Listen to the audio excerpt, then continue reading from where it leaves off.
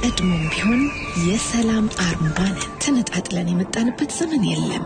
ኢትዮጵያ በ1886 ዓ.ም ዘመናዊ የፖስታ አገልግሎት እንዲጀመር መሰረት ጣለች። የዓለም አቀፍ የፖስታ ህብረትን ስንቀላቀል ከቀዳሚ ሀገሮች አንዱ ለመሆን በቅተናል። መልእክትን አድርሰን ከጎጇችሁ ማዕድ ላይ ታድመናል።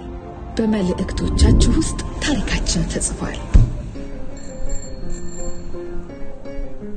በጊዜ ላይ የዘመንን ቅን አገልጋዮች በተስፋ የተሞላ ህይወትን እንዲቀጥል ያገለግልን የትዝታ ድንበር የምንሻገርበት ስንዘምን ከቀድሞ ታማኝነታችን ጋር ነው። በኢኤምኤስ ወይም በፈጣን መልእክት አገልግሎታችን ለሚሊዮኖች ተደራሽ ሆነን ካሉበት ለመድረስ ስፍራ የማይገድበን ጊዜያችን ነው።